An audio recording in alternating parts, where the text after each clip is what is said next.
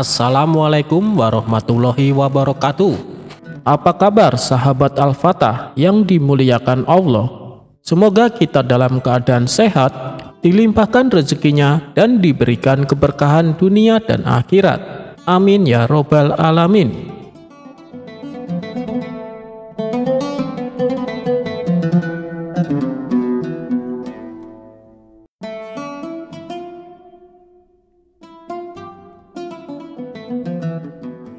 Suatu ketika, di sebuah kedai kopi yang ramai di Baghdad, Abu Nawas sedang menikmati secangkir teh hangatnya.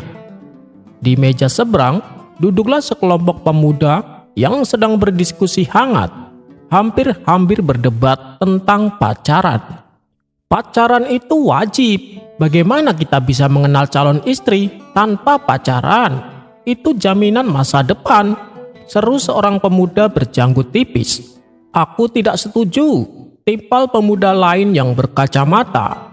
Pacaran itu hanya membuang waktu, bahkan bisa menjerumuskan ke perbuatan maksiat.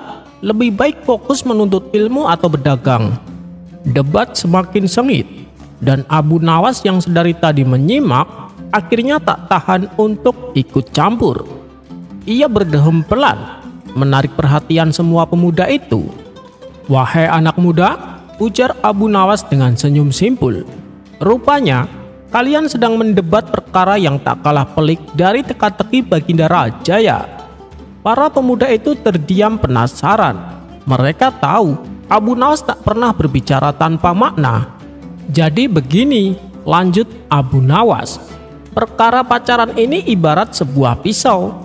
Mendengar itu para pemuda saling pandang kebingungan. Jika pisau itu di tangan seorang koki yang mahir, ia akan menggunakan untuk memotong bumbu, mengiris daging, dan menyiapkan hidangan lezat yang memberi manfaat bagi orang banyak, jelas Abu Nawas. Ia berhenti sejenak, membiarkan kalimatnya meresap. Namun, jika pisau itu di tangan seorang perampok yang jahat, ia akan menggunakan untuk melukai, mengancam, dan mengambil hak orang lain. Pisau itu bisa menjadi alat kejahatan, sambungnya. Abu Nawas menatap satu persatu wajah pemuda di hadapannya. "Lalu, apakah pisau itu yang salah?" tanyanya retoris. "Bukan wahai Syekh, yang salah adalah orang yang menggunakannya," jawab pemuda berjanggut tipis dengan cepat. "Tepat sekali," seru Abu Nawas tersenyum lebar. "Demikian pula dengan pacaran. Jika kalian menjalaninya dengan niat yang baik untuk saling mengenal dalam batasan yang syar'i, menjaga adab kehormatan, serta bertujuan membangun keluarga yang sakinah, maka ia bisa menjadi jalan menuju kebaikan, ibarat pisau di tangan koki. Namun, jika kalian menjalaninya dengan niat yang buruk, hanya untuk bersenang-senang, melalaikan tanggung jawab, atau bahkan mendekati zina, maka ia akan menjadi musibah, ibarat pisau di tangan perampok," lanjut Abu Nawas dengan nada serius. Para pemuda itu terdiam, merenungkan perkataan Abu Nawas. Mereka sadar, inti masalahnya bukanlah pada pacaran itu sendiri, melainkan pada niat dan cara seseorang menjalaninya. Jadi, bukan pacaran itu yang wajib atau haram secara mutlak, melainkan bagaimana kalian menyikapinya dan tujuan apa yang kalian cari darinya. Selalu ingat, hati yang bersih dan niat yang lurus adalah kunci segalanya. Simpul Abu Nawas. Sejak hari itu, perdebatan di kedai kopi itu sedikit mereda. Para pemuda mulai berpikir lebih dalam tentang niat dan tanggung jawab dalam setiap tindakan mereka, termasuk dalam urusan hati. Dan Abu Nawas seperti biasa kembali menikmati tehnya dengan senyum puas, telah menorehkan hikmah kecil di tengah hiruk-pikuk kehidupan.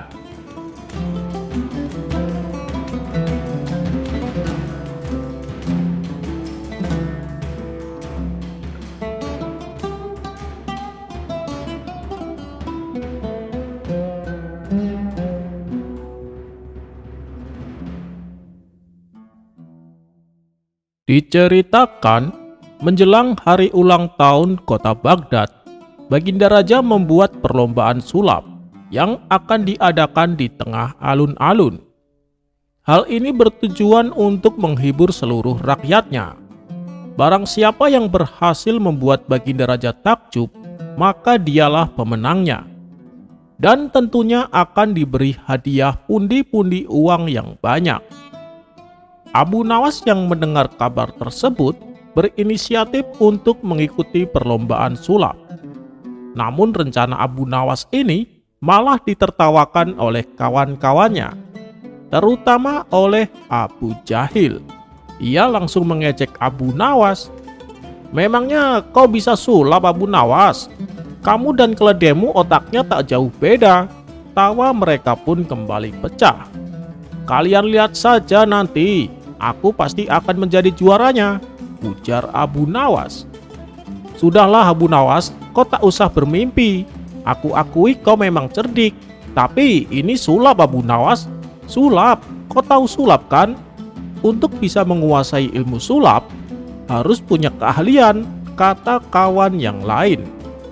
Akan tetapi Abu Nawas tak menghiraukan perkataan mereka. Ia tetap bertekad untuk mengikuti perlombaan tersebut. Dan hari yang ditunggu-tunggu pun telah tiba. Semua orang ramai berkumpul di lapangan. Pesulap pertama mempertontonkan aksinya. Tali yang ia pegang seketika berubah menjadi tongkat. Para penonton pun bertepuk tangan dan memuji kehebatan pesulap pertama. Pesulap kedua tak mau kalah. Ia maju dan mempertontonkan aksi sulapnya. Dengan topi yang dibawanya, ia bisa mengeluarkan bermacam-macam benda. Dari mulai kartu, tongkat, sampai burung merpati. Begitu pula dengan pesulap ketiga dan seterusnya. Masing-masing mempertontonkan aksi sulapnya yang memukau. Baginda Raja pun merasa terhibur dengan perlombaan sulap tersebut. Hingga pada akhirnya, tibalah giliran Abu Nawas. Awalnya Baginda Raja terkejut dan heran. "Kau yakin bisa sulap, Abu Nawas?" tanya Baginda Raja tak percaya. "Tentu saja Paduka, pasti Paduka akan terpana," jawab Abu Nawas dengan penuh percaya diri. "Baik, kau saya perbolehkan ikut. Tapi awas, kalau sampai membuatku kecewa, kau akan saya hukum," ancam Baginda Raja. "Ini tidak adil Paduka, kenapa hanya saya yang dihukum, sedangkan pesulap lain dibiarkan?" protes Abu Nawas. "Mereka itu beda Abu Nawas. Meskipun mereka gagal jadi juara, setidaknya mereka berhasil menghibur warga. Tapi kalau kamu, bisa saja malah merusak suasana," ujar Baginda Raja. "Ya sudah, sekarang tunjukkan aksi sulapmu," perintah Baginda Raja. Kemudian Abu Nawas membawa peti dari kayu yang berukuran tidak terlalu besar. Peti tersebut lalu dibukanya. "Lihatlah di dalam peti ini, ada seekor burung merpati. Apakah kalian melihatnya?" tanya Abu Nawas kepada para penonton. Serentak mereka menjawab, "Ya, kami melihatnya." Abu Nawas pun segera menutup kembali petinya. Lalu dengan mulut komat kamit, Abu Nawas berpura-pura meramalkan mantra. Setelah selesai dengan aksinya, ia kembali membuka peti tersebut. Tiba-tiba burung merpati yang ada di dalam peti berubah menjadi seekor kucing. Seluruh penonton pun berdecak kagum, termasuk Baginda Raja sendiri. "Ini sih bukan sulap, Abu Nawas pasti pakai ilmu sihir," kata salah satu penonton. Tapi lain lagi dengan Baginda Raja. Ia masih tidak percaya dengan akal bulus Abu Nawas. "Coba periksa peti itu, pasti burung merpatinya masih ada," perintah Baginda Raja kepada pengawalnya. Namun setelah diperiksa bolak-balik, si pengawal tidak menemukannya. Tak puas sampai di situ, kemudian Baginda Raja sendiri yang memeriksanya. Dan hasilnya pun sama. Ia tidak menemukan burung merpati tersebut. Sontak hal ini membuat Baginda Raja keheranan. "Wahai Abu Nawas, ilmu sihir apa yang kau pakai?" tanya Baginda Raja. "Ini sulap Paduka, bukan sihir," Kalau saya beritahu rahasianya, nanti bukan sulap lagi namanya, jelas Abu Nawas. Dan sesuai dugaan Abu Nawas, ia menjadi juara 1 dalam perlombaan tersebut dan berhak mendapatkan hadiah uang. Pada keesokan harinya, Abu Nawas ditanya oleh kawan-kawannya, "Hei Abu Nawas, tolong bicara jujur kepada kami. Kemarin kau pakai ilmu sihir kan?" Abu Nawas menjawab, "Sihir dari mana? Itu hanya sulap."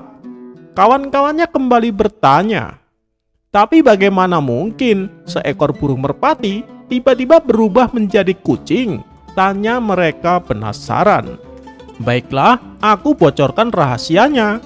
Jadi sewaktu pertama kali aku membuka peti, di bagian bawahnya aku sembunyikan seekor kucing, dan bagian atasnya aku taruh burung merpati.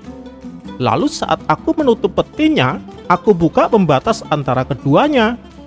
Selagi menunggu kucing itu memangsa burung, aku berpura-pura komat kamit membaca mantra. Setelah aku yakin burungnya sudah dimakan, aku buka kembali petinya," jelas Abu Nawas. "Oh, jadi burung pertama yang kau tunjukkan berada di dalam perut kucing ya?" tanya mereka. "Iya, betul," jawab Abu Nawas. Mendengar itu, kawan-kawan Abu Nawas pun tertawa terpingkal-pingkal.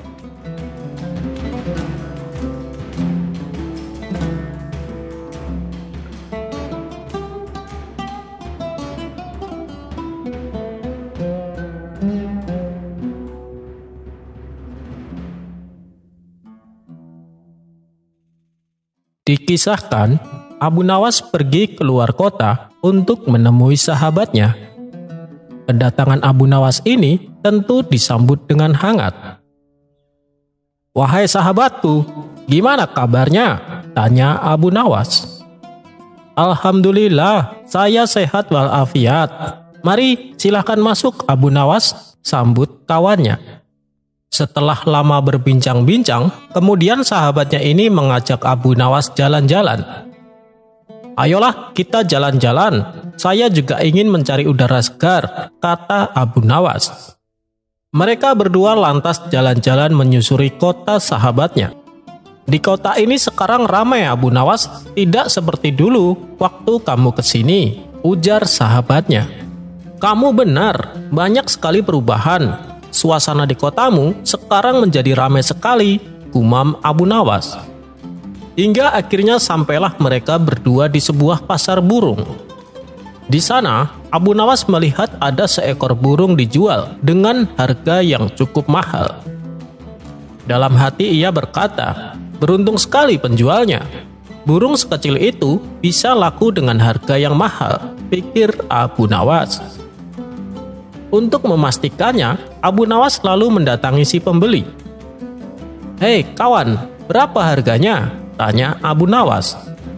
"Saya membelinya 100 dinar," jawab orang tersebut. 100 dinar?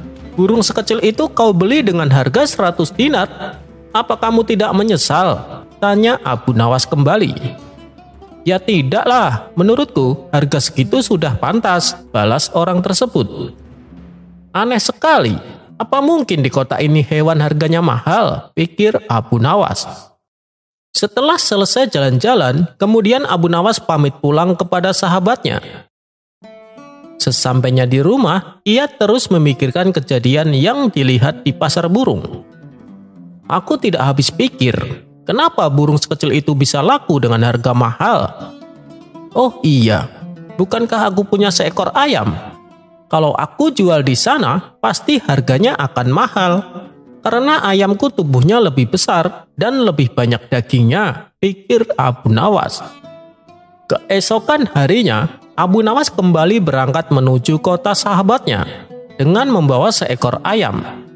Tapi, kali ini ia tidak mampir ke rumah sahabatnya, melainkan ia langsung menuju ke pasar hewan. Setibanya di sana, Abu Nawas menawarkan ayamnya kepada orang-orang dengan harga 200 dinar. "Berapa harganya tuan?" tanya salah satu pembeli.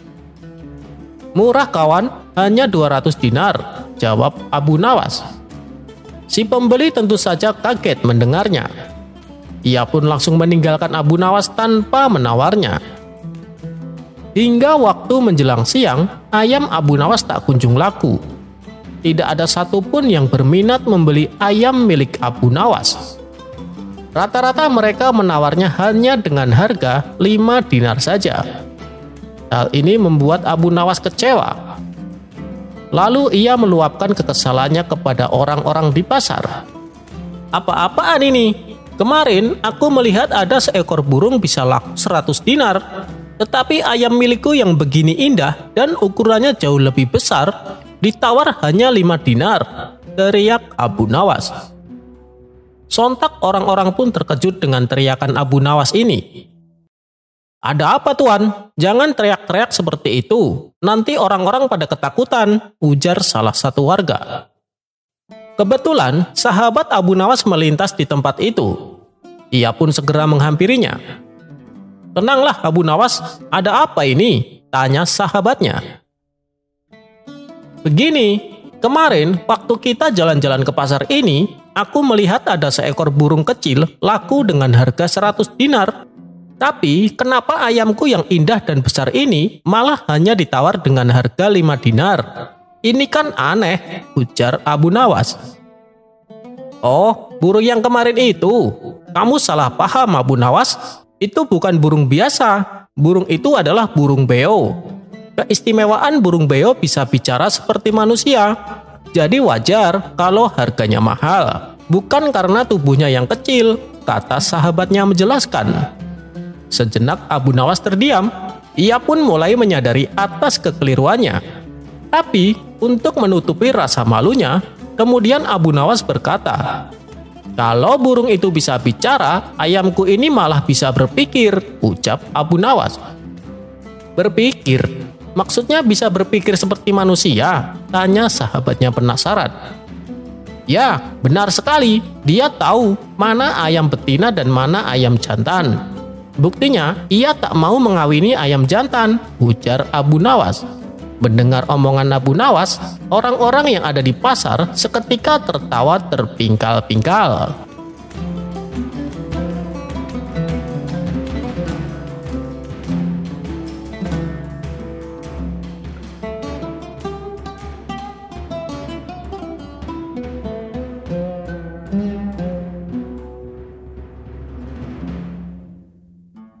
Di Baghdad, terkenal seorang hartawan pelit bernama Tuan Fadil. Ia sangat berhitung, tapi sayangnya suka meminjam barang orang, lalu berpura-pura seolah barang itu adalah hadiah. Suatu hari saat bertemu Abu Nawas di pasar, ia berkata, Tuan Fadil tersenyum licik. "Wahai Abu Nawas, jubahmu tampak bagus sekali. Pinjami aku sehari saja untuk menghadiri pesta di istana," pinta Tuan Fadil. Karena tak enak hati, Abu Nawas pun setuju. "Baiklah, ini jubahku. Tapi ingat, ini hanya meminjam ya," ucap Abu Nawas. Tuan Fadil mengenakan jubah itu dengan bangga dan berlenggang ke pesta. Namun pada keesokan harinya, saat Abu Nawas menagih, Fadil pura-pura lupa. Tuan Fadil berpura-pura kaget. "Jubah? Oh, bukankah kau sudah memberikannya padaku sebagai hadiah? Aku bahkan sudah memakai jubah ini saat dipuji-puji oleh Wazir Agung." Abu Nawas mendesah dalam hati, lalu berkata pelan, "Baik, kalau begitu tunggu balasan dariku," gumam Abu Nawas dalam hati. Beberapa hari kemudian, Abu Nawas datang ke rumah Tuan Fadil dengan membawa keledai kecil. "Wahai Tuan Fadil, aku ingin meminjam seekor unta dari kandangmu, hanya sehari saja." Tuan Fadil yang ingin menunjukkan kemurahan hatinya di depan banyak tamu, menyetujui permintaan Abu Nawas. Kemudian dia berkata, "Ambillah Abu Nawas, pilih unta terbaikku." Abu Nawas pun menuntun keluar seekor unta putih yang gagah. Maka pada keesokan harinya, Tuan Fadil menunggu untanya kembali. Tapi Abu Nawas hanya datang membawa seekor keledai kecil. Melihat itu Tuan Fadil marah-marah. "Mana untaku Abu Nawas?" teriaknya. Abu Nawas dengan tenang menjawab, "Oh, tenang saja Tuan, aku kira engkau memberikannya padaku. Seperti yang kau kira aku menghibahkan jubahku padamu. Bukankah begitu caramu memahami pinjaman?" Jawab Abu Nawas tersenyum.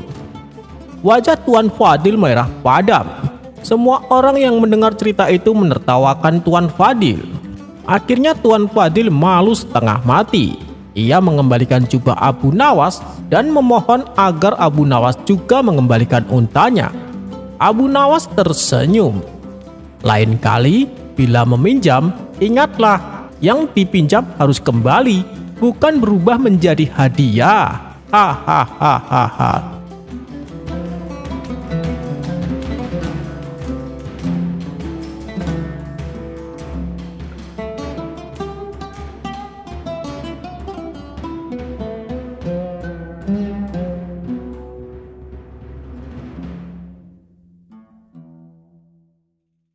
Diceritakan bahwa ulama sufi yang bernama Bahlul adalah kerabat dekat daripada Khalifah Harun, dan ia dulunya adalah seorang pejabat istana yang sangat alim dan jujur. Adapun dia bertingkah berpura-pura gila hanyalah semata-mata untuk melindungi dirinya supaya terhindar dari ancaman pembunuhan oleh pihak penguasa kerajaan yang tidak suka dengan kejujurannya. Meski demikian, Bahlul tetap mengkritik kebijakan kerajaan dengan caranya yang unik tapi sangat tajam. Berikut akan saya ceritakan beberapa kisah lucu tentang Bahlul. Bahlul dan makanan Baginda Raja. Suatu hari, Baginda Raja perintahkan pelayan kerajaan untuk mengirimi Bahlul makanan. Setelah dicari ke sana kemari, ternyata Bahlul sedang duduk di samping reruntuhan bangunan. "Hei Bahlul, ini ada kiriman hidangan istimewa untukmu," kata si pelayan. "Dari siapa makanan itu?" tanya si Bahlul. "Dari Baginda Raja," jawab si pelayan. Bahlul lalu menerima hidangan tersebut. Akan tetapi, ia segera memberikannya kepada anjing yang kebetulan ada di situ. Melihat hal tersebut, si pelayan pun menjadi kaget. "Hei Bahlul, kenapa kau berikan makanan dari Baginda kepada anjing?" hardik si pelayan. Tapi dengan entengnya Bahlul membalas, "Hei pelayan, diamlah. Bila anjing ini tahu kalau makanan tersebut dari Baginda Raja, maka ia juga tidak akan mau memakannya." Mendengar itu, si pelayan pun hanya geleng-geleng kepala. Bahlul dan pedagang. Suatu hari, seorang pedagang dari Baghdad menemui Bahlul untuk meminta nasihat. "Wahai Tuan Bahlul, berilah aku saran usaha apa yang harus aku jalankan supaya aku bisa memperoleh keuntungan yang banyak," pinta si pedagang. "Belilah kapas dan besi, lalu jual ke pasar," jawab si Bahlul. Pedagang itu pun lalu pergi dan melakukan apa yang diperintahkan Bahlul. Ia membeli kapas dan besi dalam jumlah yang banyak. Setelah beberapa bulan, si pedagang menjual kembali barang-barang tersebut dan memperoleh keuntungan yang banyak. Ketika semua barang dagangannya laku terjual habis, si pedagang kembali menemui Bahlul untuk kembali meminta saran kepadanya. "Wahai Bahlul gila, menurutmu kali ini barang apa yang harus aku beli supaya keuntunganku lebih banyak?" tanya si pedagang. "Belilah bawang dan semangka," jawab si Bahlul. Pedagang itu pun menuruti saran Bahlul. Ia membeli bawang dan semangka dalam jumlah yang cukup banyak. Dan beberapa hari kemudian bawang dan semangka yang dibelinya semuanya menjadi busuk, sehingga ia mengalami banyak kerugian.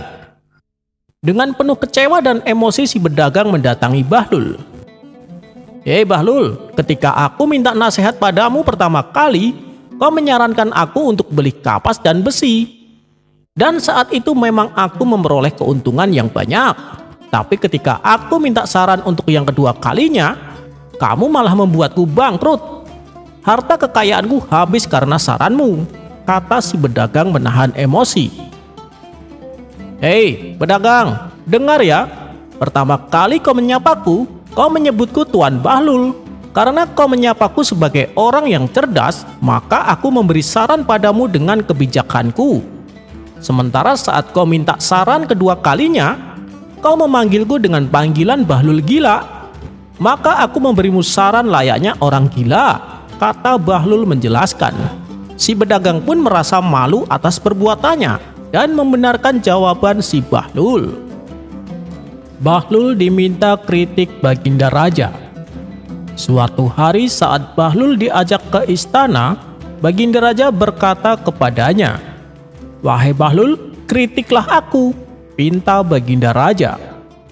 "Hei Harun, jika kamu berada di tengah-tengah gurun, di mana di tempat itu tak ada air setetes pun, sementara kamu sedang kehausan dan mendekati kematian, apa yang akan kau berikan untuk mendapatkan seteguk air?" tanya si Bahlul.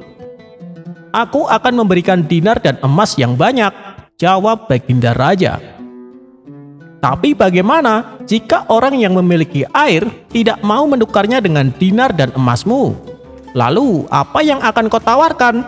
tanya Bahlul kembali. "Aku akan memberikan separuh dari kerajaanku," jawab Baginda Raja. "Baik, setelah kau minum air itu, lalu kau terserang penyakit tidak bisa buang air kecil. Apa yang akan kau tawarkan kepada satu-satunya orang yang bisa menyembuhkan penyakitmu?" tanya Bahlul. "Aku akan berikan sisa separuh kerajaanku," jawab Baginda Raja. "Wahai Harun, ketahuilah, maka jangan kau anggap penting kerajaan dan semua harta kekayaanmu, karena semua itu tidak lebih berharga dibanding dengan seteguk air. Apakah tidak sepatutnya engkau berbuat baik kepada makhluk-makhluk Allah?" kata Bahlul menasehati.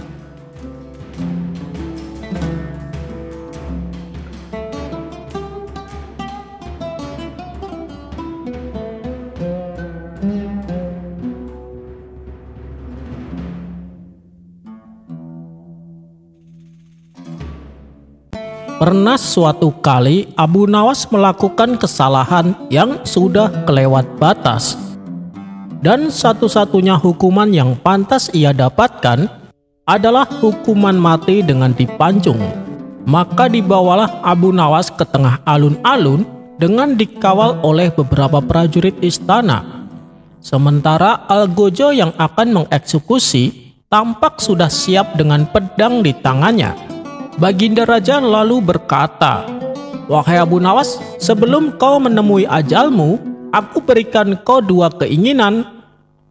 Abu Nawas membalas, "Ampun Paduka yang mulia, untuk kali ini biarlah hamba langsung dihukum mati saja.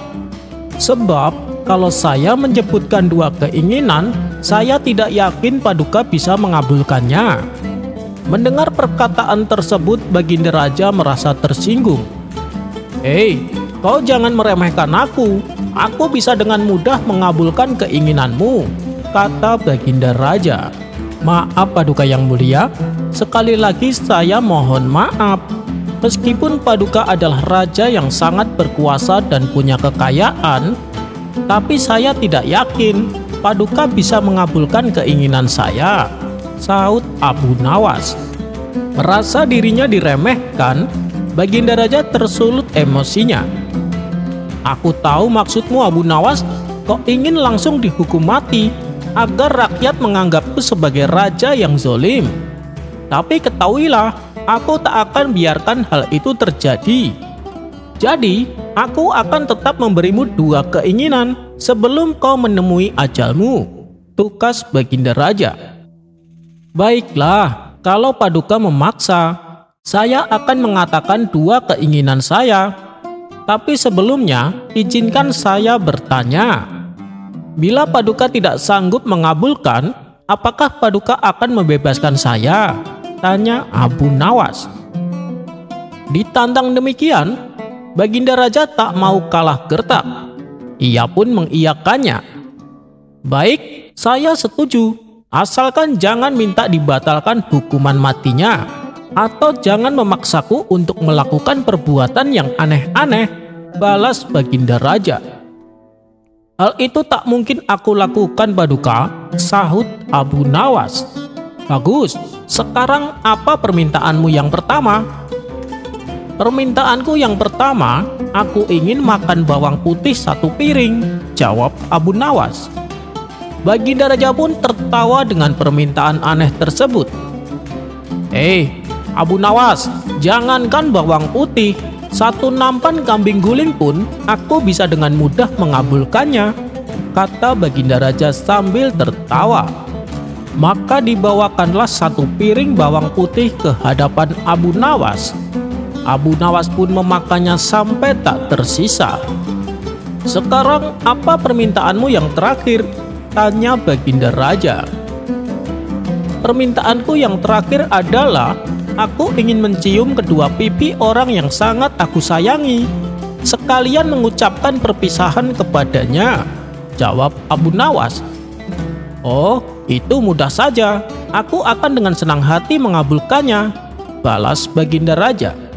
Kemudian Baginda Raja menyuruh beberapa pengawal untuk menghadirkan istri dan anak-anak Abu Nawas. Maaf, Paduka yang mulia, maksud saya bukan mereka, jelas Abu Nawas.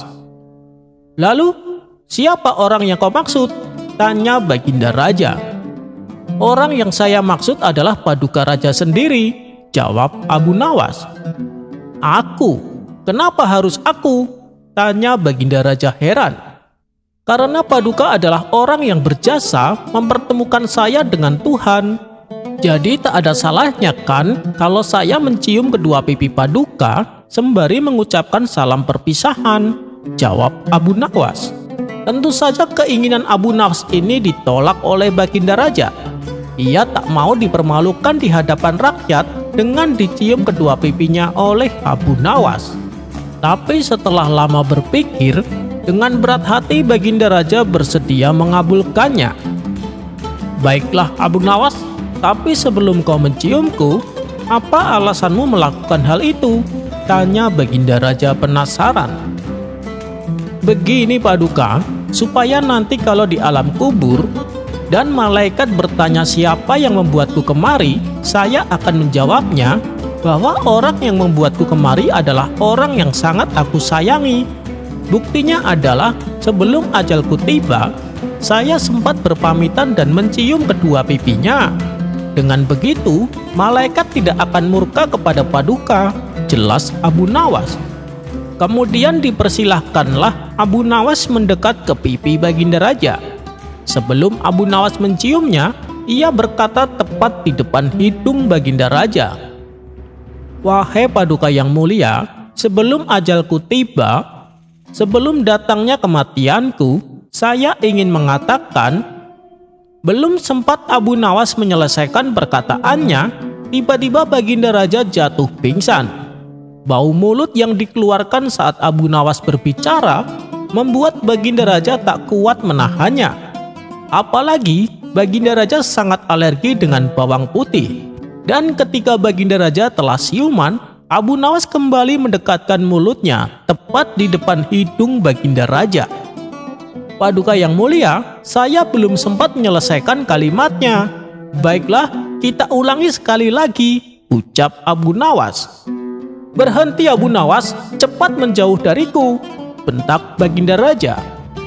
Tapi Paduka, saya belum menyampaikan salam perpisahan dan belum juga mencium kedua pipi Paduka, saut Abu Nawas. Kok gila ya? Dengan bau mulut seperti itu kau berkata tepat di depan hidungku, apalagi akan mencium pipiku.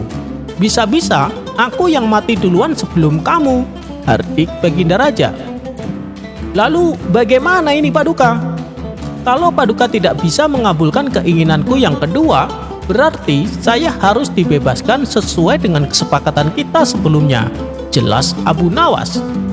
Kurang ajar Abu Nawas, ada saja cara dia lolos dari hukuman, gerutu Baginda Raja. Akhirnya, berkat akal cerdiknya, Abu Nawas kembali dibebaskan dari hukuman mati.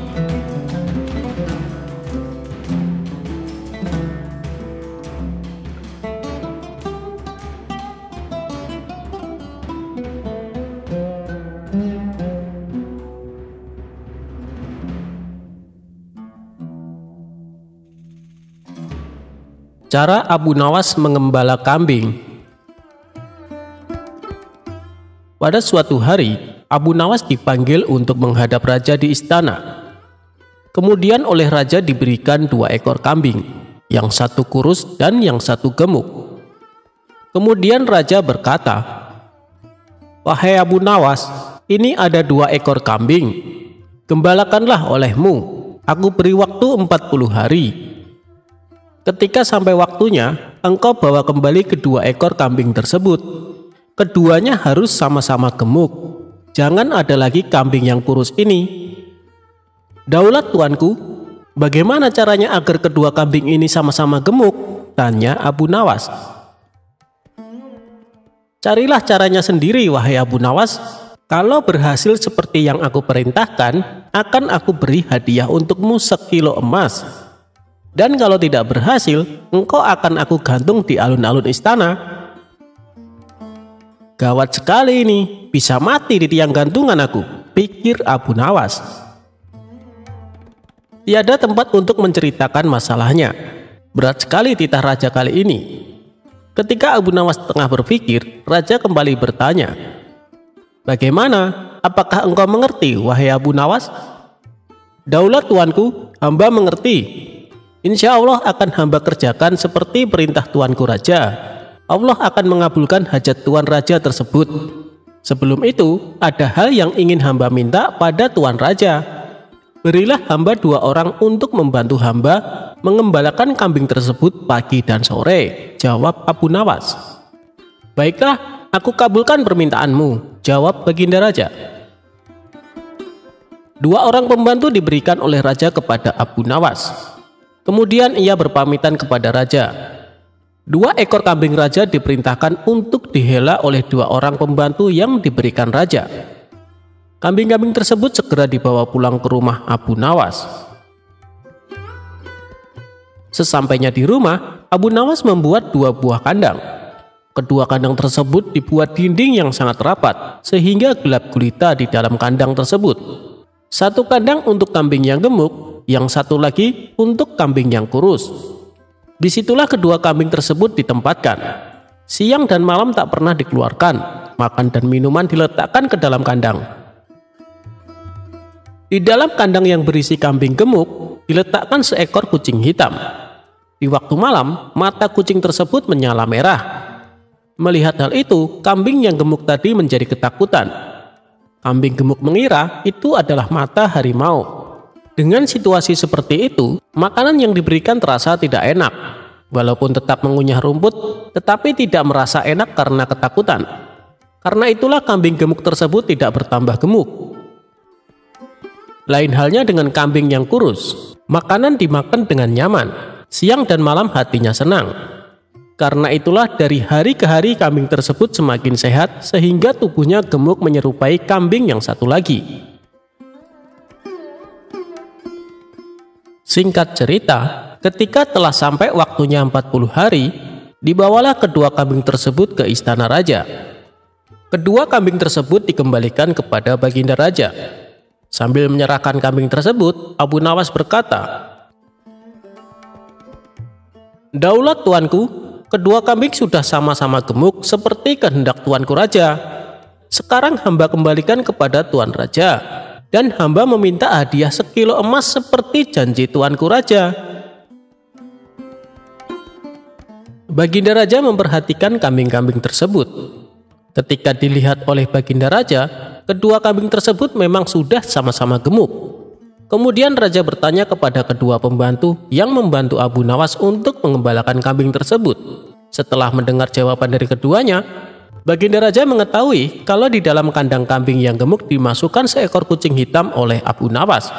Sambil tertawa sang raja berkata, "Oh, begitu rupanya cara engkau memelihara kambing, wahai Abu Nawas. Benar-benar cerdik engkau."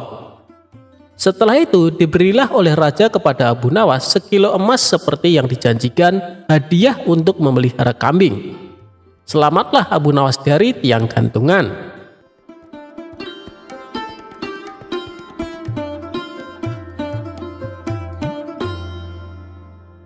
Cerita Abu Nawas mengangkat masjid.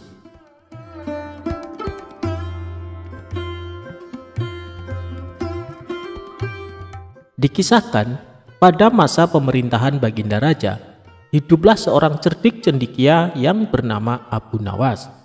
Dia adalah orang yang sangat cerdik.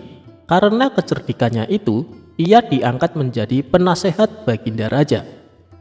Suatu ketika, Baginda Raja dan penasehatnya ini sedang duduk-duduk di teras masjid, sambil berbincang-bincang mengenai rencana Baginda yang akan memperluas bangunan istana. Namun hal itu terkendala oleh letak masjid yang bakal terkena dampak perluasan istana tersebut. Kemudian Baginda Raja pun meminta saran kepada Abu Nawas sang penasehat. Bagaimana pendapatmu penasehat? Caranya memindahkan masjid ini, tapi jangan sampai masjid ini rusak, karena saya suka akan keindahan masjid ini, kata Baginda Raja. Mendapat pertanyaan begitu, Abu Nawas berpikir sejenak.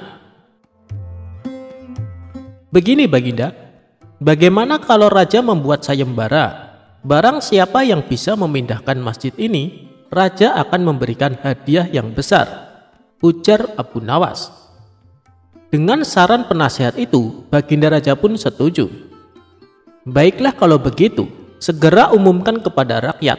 Barang siapa yang dapat memindahkan masjid tanpa ada kerusakan sedikit pun, maka akan kuberi unta sebanyak 50 ekor, kata Baginda Raja.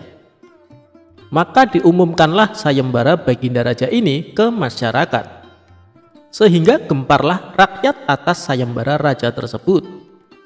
Banyak rakyat yang mendaftar dengan kelompok yang bervariasi jumlahnya. Hingga pada hari yang telah ditentukan, maka seluruh rakyat berkumpul di depan masjid yang akan dipindahkan. Wahai rakyatku yang kucintai, aku mengadakan sayembara ini untuk membuat istana supaya lebih megah, sehingga bangsa lain akan lebih hormat dengan negara kita. Barang siapa yang mampu memindahkan masjid ini, maka saya akan berikan kepadanya 50 ekor unta yang gemuk-gemuk, kata Baginda Raja. Rakyat pun menyambutnya dengan tepuk tangan. Hingga akhirnya tibalah saatnya sayembara dimulai.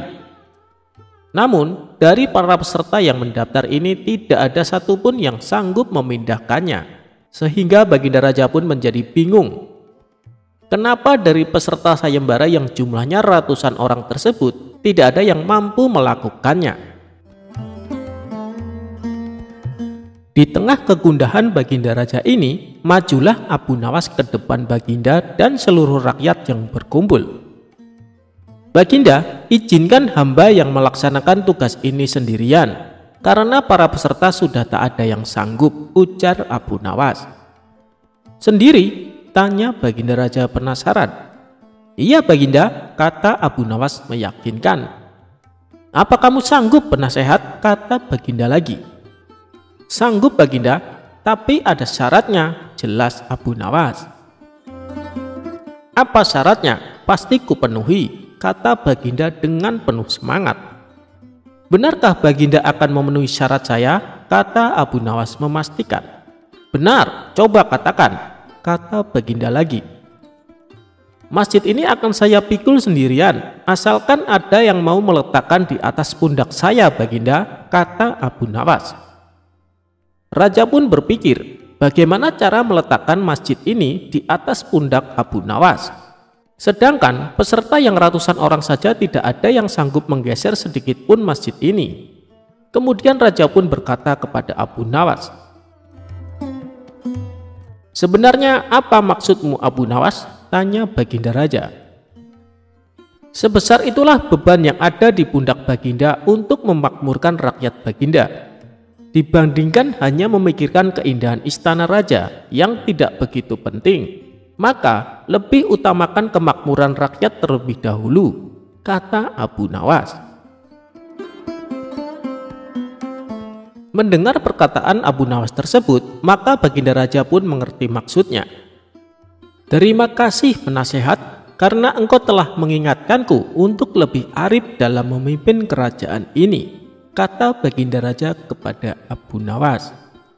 Kemudian atas perintah Raja, karena rakyat sudah pada berkumpul, maka diadakanlah pesta untuk rakyat semua. Dan semua itu ditanggung biayanya oleh Baginda Raja.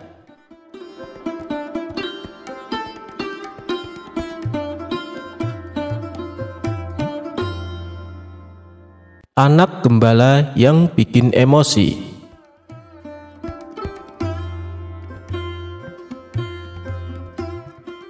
Pada suatu hari, Baginda Raja menyuruh beberapa pengawal untuk memanggil Abu Nawas datang ke istana. Dengan sigap, para pengawal langsung melaksanakan tugas yang diperintahkan Baginda Raja. "Tuan Abu, Anda diminta datang ke istana sekarang juga," perintah para pengawal istana. Abu Nawas yang sedang duduk santai merasa sedikit terganggu dengan perintah tersebut. "Apakah tidak bisa menunggu besok saja? Aku sedang malas keluar," tukas Abu Nawas. "Ini titah paduka raja, Tuan. Tuan Abu harus mematuhinya," balas si pengawal. Maka dengan berat hati Abu Nawas memenuhi panggilan raja untuk datang ke istana. Singkat cerita, datanglah Abu Nawas dan menghampiri Baginda Raja yang tengah duduk di singgasananya. "Ampun paduka yang mulia, ada gerangan apa paduka memanggil hamba?" tanya Abu Nawas. "Begini Abu Nawas, aku akan mengajakmu jalan-jalan keluar istana. Aku ingin mengetahui kondisi rakyatku," jawab Baginda Raja. "Oh, begitu. Hamba siap menemani paduka," sahut Abu Nawas. Dengan didampingi beberapa pengawal, Baginda Raja dan Abu Nawas berjalan-jalan keliling Baghdad. Di setiap kampung yang mereka lalui membuat Baginda Raja merasa bangga dan puas karena kondisi ekonomi rakyatnya kini bertambah makmur dan sejahtera. Hingga sampailah mereka di sebuah pedesaan yang jauh dari hiruk-pikuk keramaian kota di sana. Baginda Raja mendapati ada seorang anak gembala yang tengah duduk istirahat sambil mengamati domba-domba peliharaannya. Domba-dombanya sehat dan gemuk-gemuk. "Anak itu pasti pandai merawatnya," kata Baginda Raja dalam hati. Karena merasa penasaran, Baginda Raja lalu mengajak Abu Nawas untuk menghampirinya. "Abu Nawas, coba kau tanya anak itu, bagaimana cara dia merawat domba-dombanya?" bisik Baginda Raja kepada Abu Nawas. "Siap paduka yang mulia," balas Abu Nawas. Maka Abu Nawas pun mulai bertanya kepada si anak gembala. "Boleh saya tanya sesuatu?" ucap Abu Nawas. "Boleh, silahkan Tuan," jawab si anak. "Domba-dombamu sehat dan gemuk, kamu kasih makan apa?" tanya Abu Nawas. "Domba yang mana dulu nih, yang hitam atau yang putih?" kata si anak balik bertanya. "Domba yang hitam dulu deh," jawab Abu Nawas. "Oh, kalau yang hitam, dia makannya rumput basah," balas si anak. "Lalu kalau domba yang putih kamu kasih makan apa?" tanya Abu Nawas kembali. "Yang putih juga sama, dia makannya rumput basah," jawab anak gembala. Abu Nawas hanya geleng-geleng kepala mendengar jawaban tersebut. Kemudian ia bertanya kembali. "Domba-domba ini per tahunnya menghasilkan banyak bulu ya?" tanya Abu Nawas. "Domba yang mana dulu, yang hitam atau yang putih?" balas si anak gembala. Dengan sedikit kesal, Abu Nawas berkata, "Yang hitam dulu deh." "Oh, kalau yang hitam banyak, 10 kg per tahun," jawab si anak gembala. "Lalu kalau domba yang putih berapa kilogram per tahunnya?" tanya Abu Nawas penasaran. "Yang putih juga sama Tuan," jawab si anak gembala. Sementara Abu Nawas masih bisa menahan emosinya, ia pun kembali bertanya, "Apakah domba-domba itu menghasilkan susu?" Si anak gembala menjawab, "Domba yang mana duluan, yang hitam atau yang putih?" dengan nada kesal. Abu Nawas membalas, "Yang hitam dulu deh." "Oh, kalau yang hitam, alhamdulillah, selalu menghasilkan susu, Tuan," jawab si anak gembala. "Memangnya kalau yang putih tidak menghasilkan susu?" tanya Abu Nawas. "Yang putih juga sama, Tuan, tiap bulan pasti menghasilkan susu," jawab si anak. Karena tak kuat menahan emosi, Abu Nawas lalu membentak si anak gembala. "Woi bocah, kenapa sih kamu selalu membedakan antara domba hitam dan domba putih, kalau ternyata jawabannya sama saja?" Si anak gembala spontan ketakutan dibuatnya. Lalu dengan bibir bergetar, si anak menjawab, "Maaf Tuan, soalnya domba yang hitam itu adalah milik saya, Tuan." Mendengar alasan si anak gembala, Abu Nawas pun merasa bersalah karena terburu-buru emosi. "Oh, begitu rupanya. Maafkan saya ya, habisnya saya tadi sempat emosi." "Lalu kalau yang putih punya siapa, Nak?" tanya Abu Nawas penuh kelembutan. "Yang putih juga milik saya, Tuan," jawab si anak. Seketika emosi Abu Nawas kembali memuncak. Ia pun memilih untuk meninggalkan si anak gembala. "Dasar bocah sialan," gerutu Abu Nawas. Sementara Baginda Raja tertawa terpingkal-pingkal melihat kejadian tersebut.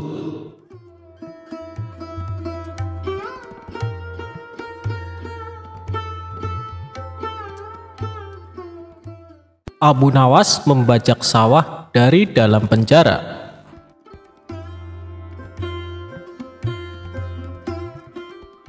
Berawal dari sebuah keteledoran yang tidak bisa ditoleransi pihak kerajaan, Abu Nawas menjadi buronan Baginda Raja.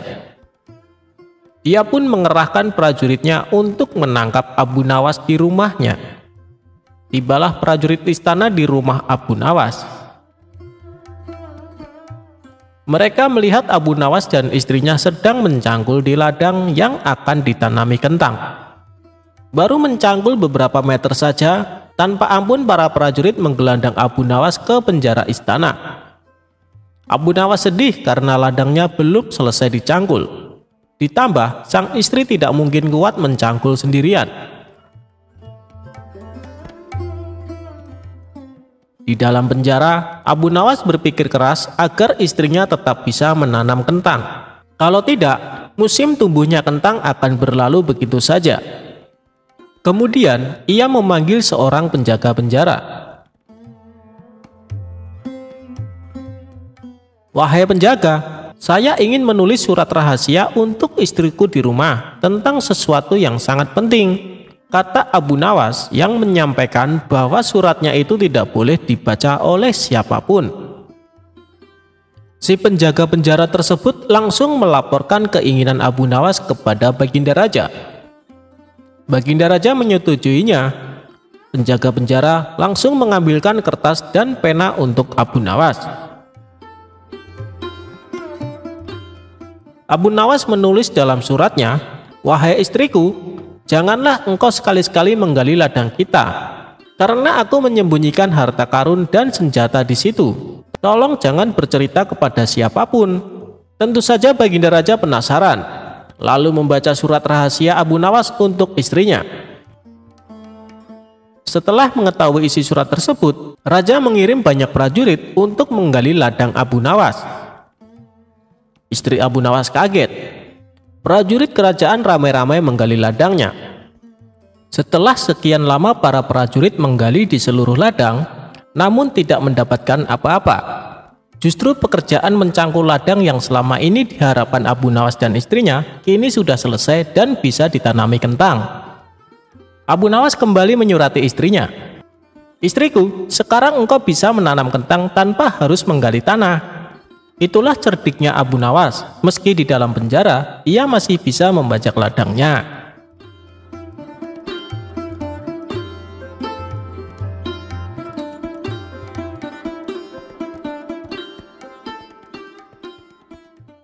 Abu Nawas memenangkan lomba berburu. Suatu hari yang cerah, Baginda Raja dan para pengawalnya meninggalkan istana untuk berburu. Namun di tengah perjalanan, salah satu pejabat kerajaan yang bernama Abu Jahil menyusul dengan terengah-engah di atas kudanya. Baginda, hamba mau mengusulkan sesuatu, kata Abu Jahil sambil mendekati sang raja. Apa usulmu, wahai Abu Jahil? Tanya Baginda Raja. Agar acara berburu ini lebih menarik dan disaksikan banyak penduduk, bagaimana kalau kita sayembarakan saja? Ujar Abu Jahil dengan raut wajah serius. Baginda Raja terdiam sejenak dengan mengangguk-angguk. Hamba ingin beradu ketangkasan dengan Abu Nawas, dan nanti pemenangnya akan mendapatkan sepundi uang emas. Tapi kalau kalah, hukumannya adalah dengan memandikan kuda-kuda istana selama 1 bulan, tutur Abu Jahil meyakinkan Baginda Raja. Akhirnya sang raja menyetujui usulan Abu Jahil tersebut. Hitung-hitung sayembara itu akan memberikan hiburan kepadanya, maka dipanggillah Abu Nawas untuk menghadap kepadanya. Abu Nawas pun segera menghadap Baginda Raja. Ia diberi petunjuk panjang lebar oleh Baginda Raja. Pada awalnya, Abu Nawas menolak sayembara tersebut karena ia tahu bahwa semua ini adalah akal licik dari Abu Jahil yang ingin menyingkirkan dari istana. Tapi Baginda Raja memaksa, dan Abu Nawas tidak bisa menolaknya. Abu Nawas berpikir sejenak. Ia tahu kalau Abu Jahil sekarang diangkat menjadi pejabat istana. Ia pasti mengerahkan semua anak buahnya untuk menyumbang seekor binatang buruannya di hutan nanti. Namun karena kecerdikannya, Abu Nawas tersenyum riang. Abu Jahil yang melihat perubahan raut muka Abu Nawas menjadi penasaran dibuatnya. Mana mungkin Abu Nawas bisa mengalahkan dirinya kali ini, pikir Abu Jahil dalam hati. Akhirnya, Baginda mengiring mereka ke tengah alun-alun istana. Raja dan seluruh rakyat menunggu siapa yang akan menjadi pemenang dalam lomba berburu. Terompet tanda mulai adu ketangkasan pun telah ditiup. Abu Jahil segera memacu kudanya secepat kilat menuju hutan belantara. Anehnya, Abu Nawas justru sebaliknya. Ia dengan santai menaiki kudanya, sehingga para penonton banyak yang berteriak.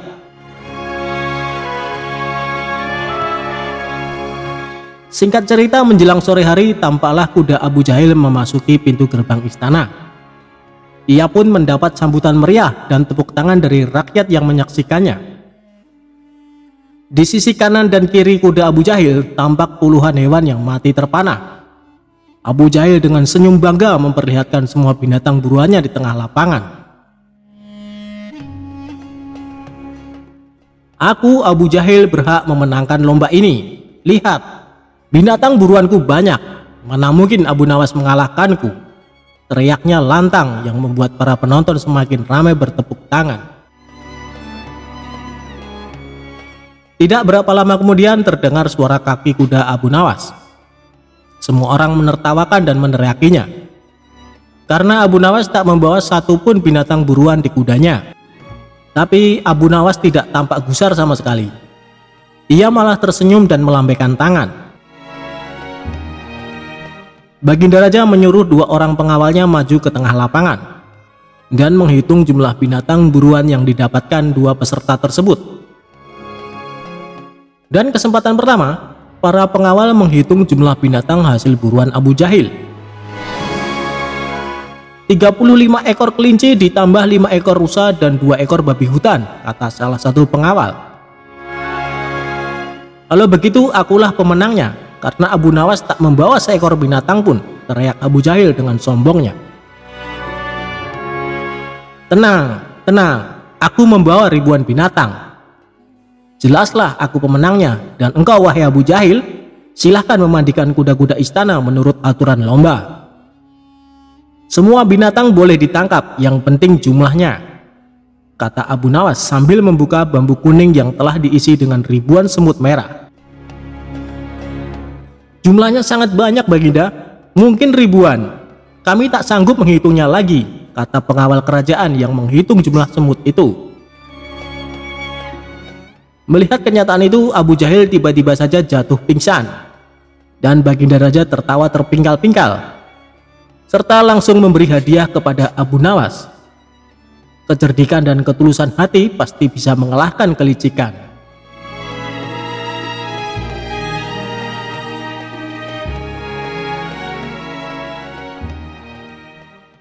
Tuan Hakim mengaku kalah cerdas dengan Abu Nawas. Abu Nawas suatu hari sedang melihat-lihat kebunnya yang sudah lama tidak terurus. Ketika asyik di dalam kebun, tiba-tiba ada seseorang yang masuk. "Hei, ngapain kau masuk ke kebunku?" ujar seseorang lelaki yang dijuluki Tuan Tanah kepada Abu Nawas. Abu Nawas pun kaget dan langsung membantahnya. "Apa? Ini kebun milikku tahu, kau jangan mengaku-ngaku," ucapnya. Tapi si Tuan Tanah sangat kekeh. Dia mengatakan kebun tersebut miliknya. Begitu juga dengan Abu Nawas. Keributan pun tidak bisa dihindari. Keduanya sama-sama tidak mau mengalah. Dikarenakan pada zaman itu tidak ada yang namanya sertifikat tanah, jadi Abu Nawas tak mempunyai bukti yang kuat atas kepemilikan kebun tersebut.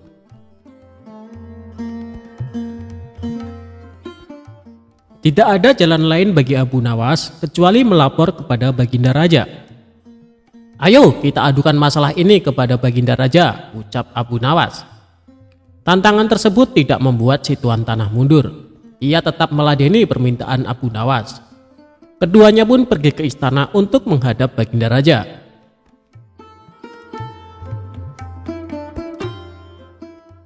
Abu Nawas pun mengadu, "Wahai Paduka yang mulia, hamba mempunyai kebun di suatu daerah, tapi tiba-tiba dia mengaku-ngaku kalau kebun tersebut miliknya," kata Abu Nawas. "Ini masalah rumit Abu Nawas. Supaya masalahnya bisa diputus secara adil, maka meski ditangani hakim yang bijaksana," ujar Baginda Raja angkat tangan. "Saya setuju Baginda Raja," balas Abu Nawas. Tapi yang menjadi persoalannya adalah siapa yang bisa menjadi hakimnya, sebab ini bukan perkara mudah. Biasanya kalau ada urusan ruwet seperti ini, Abu Nawaslah solusinya. Tapi kini justru dia sendiri yang mempunyai perkara.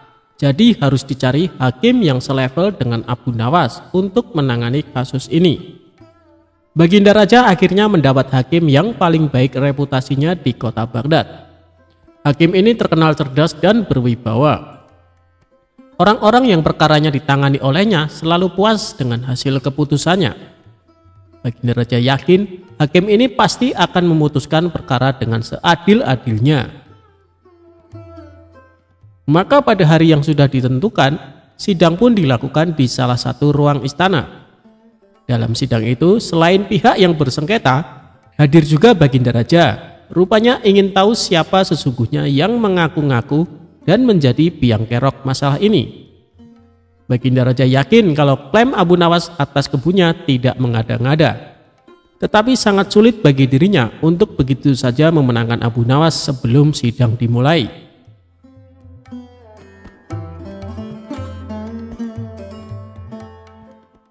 Bila di antara kalian berdua ada yang terbukti bersalah dengan mengaku-ngaku kebun tersebut miliknya, maka hukuman penjara siap menanti, ancam Baginda Raja. Oleh karena itu, sebelum sidang dimulai, aku kasih satu kesempatan lagi. Kalau mau jujur sekarang, aku tidak akan menghukumnya, ucap Baginda Raja mengancam. Tapi si Tuan Tanah tetap pada pendiriannya, dan sidang langsung dimulai. Untuk menguji kebenaran atas pengakuan kebun itu, maka sang hakim bertanya kepada kedua belah pihak yang bersengketa. "Berapa jumlah pohon di dalam kebunmu?" tanya hakim kepada Tuan Tanah. Si Tuan Tanah nampak kebingungan, bahkan cenderung panik. Sedangkan Abu Nawas terlihat lebih tenang, padahal dia sendiri tidak tahu jumlah pohon yang ada di kebunnya, karena tak pernah menghitungnya. Lagi pula siapa yang sudi menghitung pohon di kebun?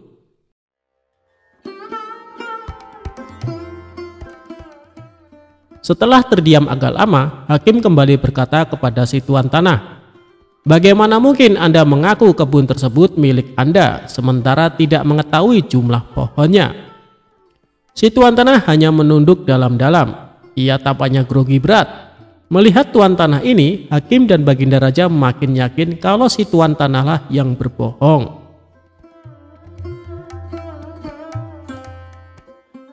Kemudian pertanyaan tadi juga diajukan oleh hakim kepada Abu Nawas. "Sekarang giliranmu Abu Nawas, "Berapa jumlah pohon yang ada di kebunmu?" tanya sang hakim. "Sebelum hamba menjawabnya, bolehkah hamba bertanya kepada Tuan Hakim?" ucap Abu Nawas. "Silahkan Abu Nawas," jawab hakim. "Berapa lama Anda menempati rumah Anda?" tanya Abu Nawas. "Kira-kira sejak beberapa tahun yang lalu." "Memangnya kenapa Abu Nawas?" tanya balik Tuan Hakim keheranan. "Tidak, hamba cuma mau bertanya, berapa jumlah genting yang ada di rumah Anda?" tanya Abu Nawas lagi. Hakim tersebut langsung gelagapan dengan pertanyaan Abu Nawas. Ia tidak bisa menjawabnya. Lalu sang hakim mengumumkan keputusan persidangan kali ini. "Kebenaran ada di pihak Abu Nawas, dan kau tuan tanah karena telah berbohong maka akan dihukum penjara," ujar sang hakim lalu mengetok palu dan persidangan selesai. Bisa ditebak wajah pucat tuan tanah itu saat dirinya diseret ke penjara. Hakim yang terkenal adil dan bijaksana itu mengakui terkadang kecerdasan dan kejeniusan bisa patah oleh argumen. "Saya belum pernah kalah kecuali dengan kau Abu Nawas," pungkas sang hakim mengakui kehebatan Abu Nawas.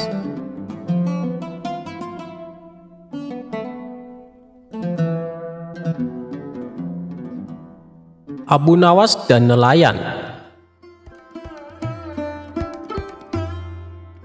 Pada suatu hari, di majelis tempat Abu Nawas mengajar, murid-muridnya tampak serius mendengarkan nasihat yang disampaikan oleh Abu Nawas. "Janganlah di antara kalian sampai berbuat zalim kepada siapapun, karena perbuatan tersebut nantinya justru akan membuat kita celaka," tutur Abu Nawas. Kemudian Abu Nawas menceritakan sebuah kisah tentang seorang raja zalim dengan seorang nelayan. Suatu hari si nelayan pergi ke laut untuk mencari ikan. Namun beberapa kali melemparkan jaringnya, tak ada satu ikan pun yang tertangkap. Akhirnya pada hari itu si nelayan pulang tanpa membawa hasil. Sementara anak-anaknya terus menangis semalaman karena menahan rasa lapar.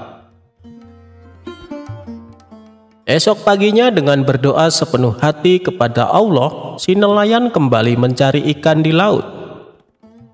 Lalu Allah mentakdirkan sebuah ikan besar terperangkap dalam jaringnya. Betapa bahagianya hati si nelayan, ia tak henti-hentinya memuji syukur kepada Allah. Si nelayan kemudian mengambil ikan tersebut untuk dibawa pulang.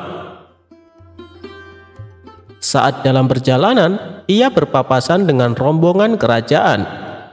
Melihat ikan yang dibawa nelayan cukup besar, sang raja merasa takjub dan ingin memilikinya.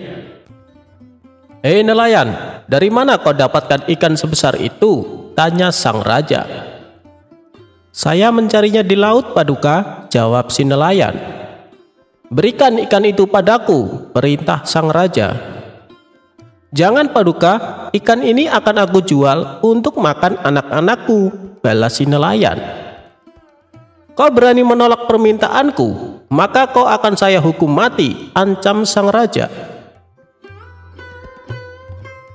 Si nelayan berulang kali memohon agar ikannya jangan diambil, akan tetapi sang raja tidak peduli. Ia merampasnya secara paksa dan dibawanya ke istana. Si nelayan pun hanya bisa pasrah. Ia menangis seraya berdoa, "Ya Allah, Engkau telah memperlihatkanku kekuatan orang zalim ini kepada kelemahanku. Maka perlihatkanlah kekuatanmu padanya." Sementara sang raja yang sudah kembali ke istana tak sabar untuk menyantap ikan besar milik si nelayan. Ia pun mengambil ikan tersebut dan memberikannya kepada pelayan istana. Tiba-tiba ikan itu berputar dan menggigit jari sang raja hingga membuatnya kesakitan. Akibat gigitan ikan, sang raja tak dapat tidur semalaman. Ia menanggung rasa sakit yang nyeri. Esok paginya sang raja mengundang beberapa tabib untuk mengobati sakit yang dideritanya. Namun dari sekian banyak tabib yang datang, tak ada satupun yang mampu menyembuhkannya. Akhirnya ada salah satu tabib yang ahli menyarankan supaya jari sang raja dipotong saja. Menurut sang tabib yang ahli ini, jari sang raja sudah terkena racun. Kalau tidak segera dipotong, dikhawatirkan racun tersebut akan menjalar sampai ke lengan atas. Tapi, meskipun jarinya sudah terpotong, sang raja masih merasa kesakitan. Paduka yang mulia, sepertinya racun ikan sudah menjalar. Paduka harus segera memotong lengan Paduka, kata sang tabib. Tapi, apa tidak ada cara yang lain? Tanya sang raja. Kalau dibiarkan, racun tersebut akan menjalar ke tubuh Paduka, dan itu bisa mengancam nyawa Paduka, jawab sang tabib. Maka, dengan berat hati sang raja memotong lengan tangannya. Akan tetapi, tak ada perubahan atas kondisi sang raja. Ia masih saja merasa sakit yang amat sangat. Melihat kondisi yang aneh dialami sang raja, membuat sang tabib merasa heran. Harusnya Paduka sudah tidak merasakan sakit, tapi kenapa masih belum sembuh juga, pikir sang tabib. Kemudian dengan berhati-hati sang tabib bertanya, "Maaf Paduka yang mulia, kejadian yang dialami Paduka sungguh tidak wajar. Kalau boleh hamba tahu, dari mana Paduka mendapatkan ikan tersebut?" Sang raja pun menceritakan bahwa ikan yang didapat hasil dari merampas seorang nelayan. Mendengar hal itu, sang tabib lalu menyarankan kepada sang raja,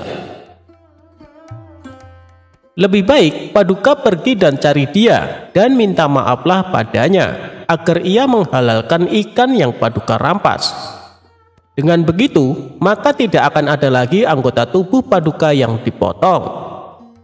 Setelah mendengar saran tersebut, sang raja segera mencari keberadaan si nelayan. Dengan bantuan para pejabat dan pengawal istana, akhirnya rumah si nelayan berhasil ditemukan.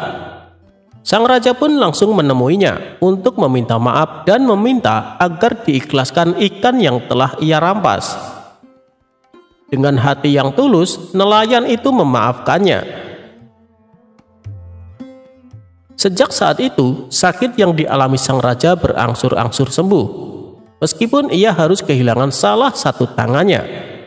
Dan untuk menebus kesalahannya, kebutuhan ekonomi keluarga si nelayan dijamin sepenuhnya oleh sang raja. Sang raja pun berjanji tidak akan pernah lagi berbuat zalim kepada rakyatnya. Setelah selesai menceritakan kisah raja zalim dan seorang nelayan, Abu Nawas menutupnya dengan sebuah nasihat.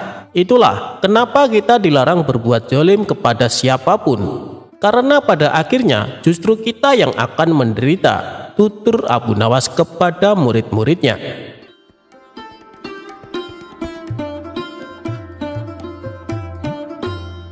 Kisah hakim yang tamak. Ada seorang pemuda bermimpi menikahi anak gadis hakim istana. Pemuda itu bermimpi memberikan seluruh hartanya sebagai maharnya. Hakim mengetahui hal itu, maka ia pun pergi ke rumah pemuda tersebut. "Benarkah kau bermimpi menikah dengan putriku?" tanya hakim. "Iya, benar. Bahkan aku bermimpi memberikan semua hartaku sebagai maharnya," balas pemuda itu. "Aku kesini untuk mengambil mahar itu. Sekarang kau pergilah dari rumah ini," seru hakim. Pemuda itu sangat sedih, ia tak bisa melawan seorang hakim. Pemuda itu kini menjadi seorang gelandangan. Ia bertemu dengan perempuan tua yang miskin. Pemuda itu lalu menceritakan masalahnya. "Sekarang aku menjadi gelandangan karena mimpi itu," ujar si pemuda. "Aku akan membantumu mengembalikan hartamu. Hakim istana sudah berbuat semena-mena terhadapmu. Ia harus diberi pelajaran," ujar perempuan tua itu. Perempuan tua itu lalu mengajak pemuda itu ke rumah Abu Nawas. Ia ingin meminta nasihat dari Abu Nawas. Semua orang tahu kecerdikan Abu Nawas. "Abu Nawas pasti bisa menyelesaikan masalahmu," ujar perempuan tua itu. Sampailah mereka di rumah Abu Nawas. Pemuda itu lalu menceritakan masalahnya. Abu Nawas berpikir sejenak. Aha, ia berhasil mendapatkan sebuah ide. Besok pagi kalian kesini lagi, bawalah peralatan seperti linggis, batu, dan tongkat besi, ucap Abu Nawas. Untuk apa semua alat itu? Tanya sang pemuda. Kau akan tahu besok pagi, ajaklah semua temanmu juga, pinta Abu Nawas. Pemuda itu mengangguk setuju, ia akan menuruti apa yang diperintahkan oleh Abu Nawas. Keesokan harinya, pemuda itu datang bersama dengan teman-temannya. Mereka membawa peralatan yang diminta oleh Abu Nawas. Apa yang harus kami lakukan dengan peralatan ini? Tanya sang pemuda. Semua pergilah ke rumah hakim istana. Hancurkan rumahnya sampai tak ada yang tersisa, ucap Abu Nawas. Tapi bagaimana jika hakim istana marah? Balas pemuda itu. Katakan aku yang menyuruh kalian menghancurkan rumahnya, kata Abu Nawas. Mereka pun pergi ke rumah hakim istana. Tanpa banyak bicara, mereka langsung menghancurkan rumah hakim istana. Rumah hakim sudah hampir hancur, dan si pemuda bersama teman-temannya terus saja menghancurkannya. Penduduk yang melihat tak dapat menghentikan semua itu. Hakim yang sedang tertidur pun bangun. Ia baru menyadari bahwa sebagian rumahnya sudah hancur. Hei, apa yang kalian lakukan dengan rumahku? Teriak hakim istana marah-marah. Kami sedang menghancurkan rumahmu, apa kau tak melihatnya? Balas pemuda itu. Kalian bisa saya hukum, siapa yang menyuruh kalian melakukan ini? Tanya hakim istana. Pemuda itu lalu memberitahu si hakim bahwa yang menyuruh mereka adalah Abu Nawas. Tentu saja hakim jadi sangat kesal kepada Abu Nawas. Ia pun langsung ke istana untuk menemui sang raja. Aku akan melaporkannya kepada raja supaya Abu Nawas mendapat hukuman, dengus hakim istana.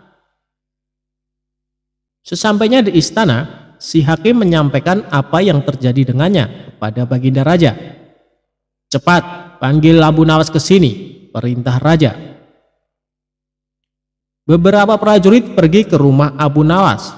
Mereka menangkap Abu Nawas dan membawanya ke istana. Abu Nawas sudah tahu bahwa hal itu pasti akan terjadi. Hei Abu Nawas, apa benar kau menyuruh para pemuda itu untuk merusak rumah hakim istana? Tanya raja penasaran. Benar raja, semalam aku bermimpi bahwa hakim istana memintaku untuk menghancurkan rumahnya. Ia berkata hendak membangun rumah baru yang lebih megah, jawab Abu Nawas. Raja heran mendengar jawaban Abu Nawas.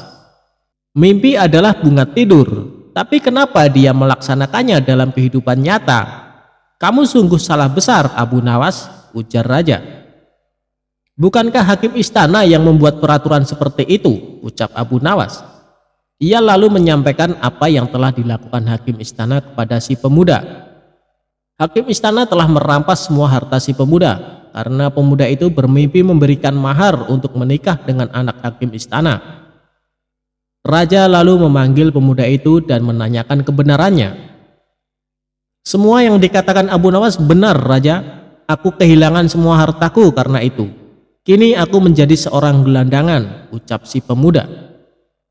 Hakim istana terlihat pucat, ia ketakutan dan kemudian mengakui perbuatannya.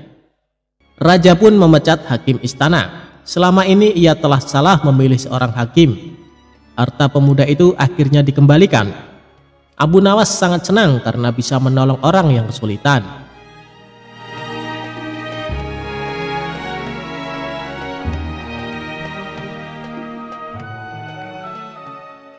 Abu Nawas mendapat hadiah gajah. Kisah Abu Nawas kali ini tentang dia melawan raja yang sombong. Kisah bermula, suatu hari Raja bengis dan kejam bernama Bedul menjajah seluruh negeri Asia Tengah. Dia dan ribuan pasukannya tidak segan-segan menghancurkan siapa saja yang berani melawan. Raja Bedul dan pasukannya berencana menyerang kota Baghdad, negeri tempat tinggal Abu Nawas. Hal ini membuat semua warga ketakutan, termasuk Abu Nawas sendiri. Sebab Raja Bedul dan pasukannya terkenal sadis dan kejam. Beberapa bulan kemudian, terdengar kabar bahwa Raja Bedul serta pasukannya akan memasuki kota Baghdad. Abu Nawas selaku orang yang ditokohkan di sana segera mengajak masyarakat berkumpul di alun-alun. Lantas ia naik ke atas mimbar dan berpidato di depan khalayak ramai. Mari kita semua berdoa supaya pasukan Raja Bedul ditimpa musibah angin topan yang dahsyat sehingga mereka semua menjadi binasa, kata Abu Nawas. Semua warga yang kala itu berkumpul di alun-alun serentak menjawab amin dengan lantang. Tiba-tiba seorang pria berdiri dan bertanya kepada Abu Nawas, "Apakah engkau pernah melihat tentara Raja Bedul?" "Belum pernah, dan aku juga belum pernah melihatmu sebelumnya. Sepertinya kau bukan orang sini," jawab Abu Nawas. "Benar, aku memang bukan orang sini, karena aku adalah panglima tentara Raja Bedul," ujar orang itu. Sontak Abu Nawas terkejut, begitu pula penduduk kota. Mereka tidak menyangka bahwa pasukan Raja Bedul sudah memasuki daerahnya. Tapi dengan tenang, Abu Nawas melanjutkan pidatonya. "Mari kita berdoa sekali lagi, kali ini untuk jenazah kita." Mendengar hal itu, membuat panglima tentara Raja Bedul menjadi heran. "Kenapa berdoa untuk jenazahmu sendiri? Dasar bodoh, orang mati itu didoakan oleh orang yang hidup," ujarnya. "Tuan benar, tapi bukankah kami semua akan mati diserang pasukan Tuan? Sedangkan kami tidak tahu apakah akan ada di antara kami yang masih hidup untuk mendoakan jenazah kami. Jadi selagi kami masih hidup, kami berdoa untuk jenazah kami nanti," balas Abu Nawas. Panglima tentara Raja Bedul tertawa terpingkal-pingkal mendengar kelucuan Abu Nawas. Ia mengatakan bahwa dirinya dan pasukannya tidak akan menyerang negeri Abu Nawas, justru sebaliknya, akan memberikan hadiah seekor gajah. Para penduduk pun lega mendengarnya. Mereka berterima kasih kepada Abu Nawas karena telah menyelamatkan. Namun, permasalahan lain pun muncul.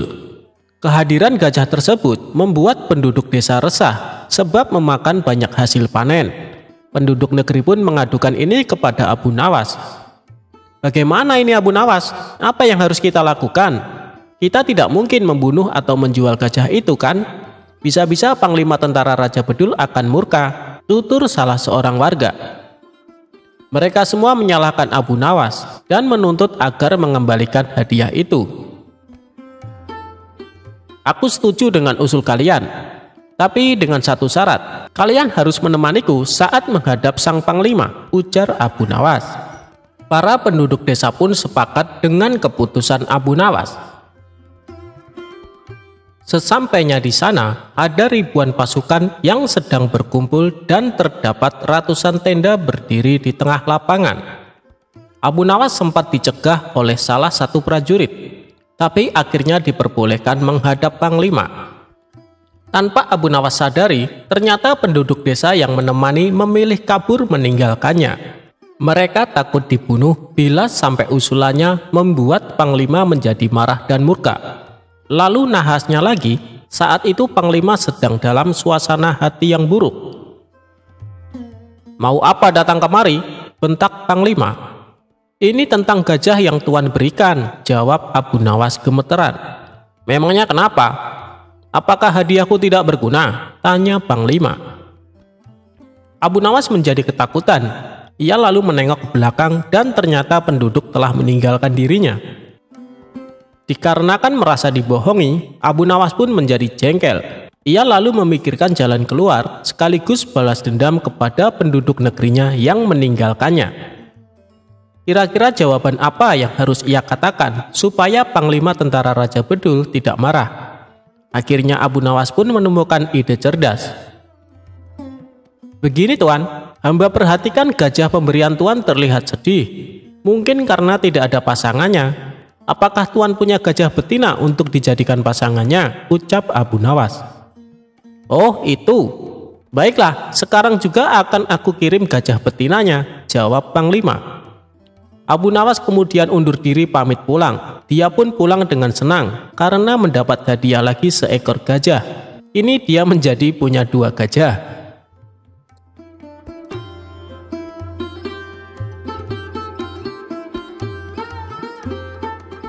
Kisah Abu Nawas menjual rajanya untuk dijadikan budak.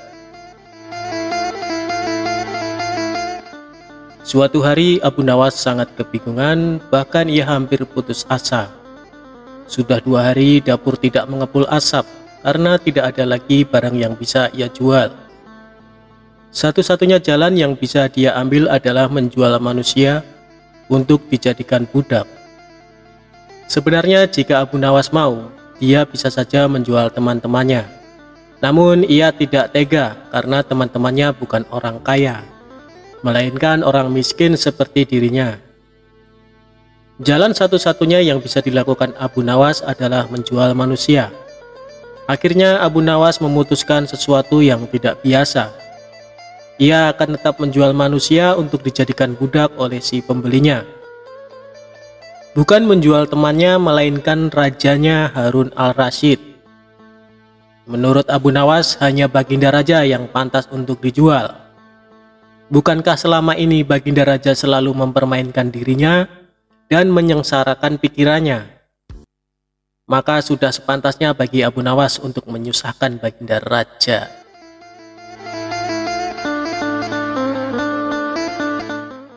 Abu Nawas mencari cara agar bisa menjual Baginda Raja Harun al-Rasyid. Ia pun mendapat ide dan menjumpai sang raja. Ada sesuatu yang amat menarik yang akan hamba sampaikan hanya kepada Paduka yang mulia, ucap Abu Nawas. Apa itu wahai Abu Nawas? Tanya Baginda langsung tertarik. Sesuatu yang hamba yakin belum pernah terlintas di dalam benak Paduka yang mulia, kata Abu Nawas meyakinkan. Kalau begitu cepatlah ajak aku ke sana untuk menyaksikannya, kata Baginda Raja tanpa curiga sedikit pun. Tetapi Baginda, kata Abu Nawas sengaja tidak melanjutkan kalimatnya. Tetapi apa? Tanya Baginda tidak sabar. Bila Baginda tidak menyamar sebagai rakyat biasa, maka pasti nanti orang-orang akan banyak yang ikut menyaksikan benda ajaib itu, kata Abu Nawas.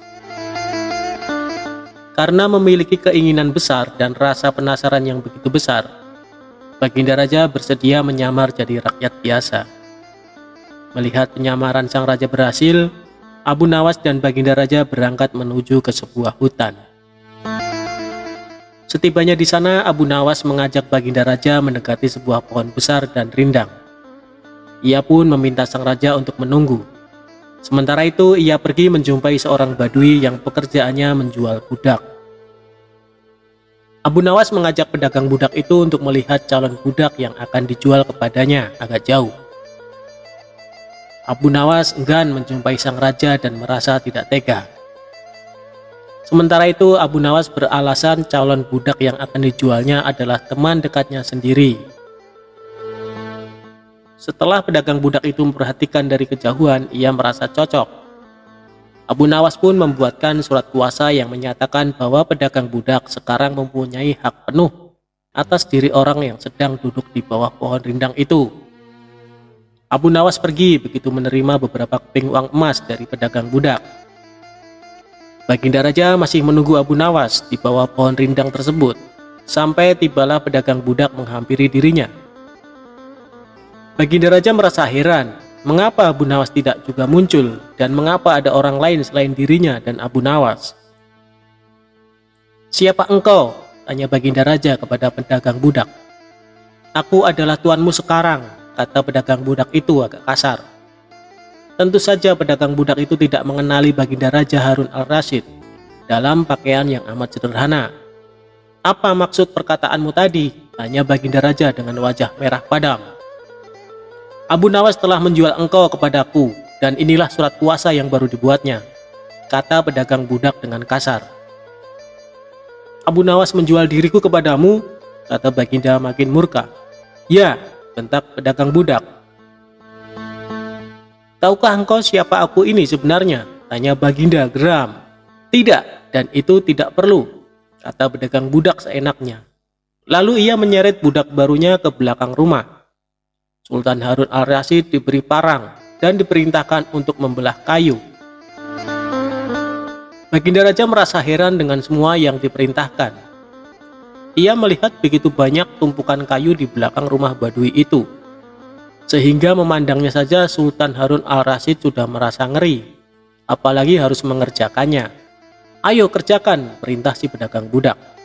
Meski ia merasa kebingungan dengan semua, Sultan Harun al-Rasyid mencoba untuk melakukan perintah dari tuan barunya. Sultan Harun al-Rasyid secara perlahan memegang kayu dan mencoba membelahnya. Namun si Badui melihat cara Sultan Harun al-Rasyid memegang parang merasa aneh. "Kok ini bagaimana? Bagian parang yang tumpul kok arahkan ke kayu? Sungguh bodoh sekali." Sultan Harun al-Rasyid mencoba membalik parang hingga bagian yang tajam terarah ke kayu. Ia mencoba membelah, namun tetap saja pekerjaannya terasa aneh dan kaku bagi si Badui. "Oh, beginikah derita orang-orang miskin mencari sesuap nasi? Harus bekerja keras lebih dahulu. Wah, lama-lama aku tak tahan juga," gumam Sultan Harun al-Rasyid. Si Badui menatap Sultan Harun al-Rasyid dengan pandangan heran dan lama-lama menjadi marah. Ia merasa rugi barusan membeli budak yang bodoh. "Hei Badui, cukup semua ini, aku tak tahan." "Kurang ajar, kau budakku, harus patuh kepadaku," kata Badui itu sembari memukul sang raja. Tentu saja raja yang tak pernah diperlakukan kasar itu menjerit keras saat dipukul kayu. "Hei Badui, aku adalah rajamu, Sultan Harun al-Rasyid," kata Baginda sambil menunjukkan tanda kerajaannya. Pedagang budak itu kaget dan mulai mengenal Baginda Raja. Ia pun langsung menjatuhkan diri sembari menyembah Baginda Raja. Sang raja mengampuni pedagang budak itu karena ia memang tidak tahu, tetapi kepada Abu Nawas Baginda Raja amat murka dan gemas. Ingin rasanya beliau meremas-remas tubuh Abu Nawas seperti telur.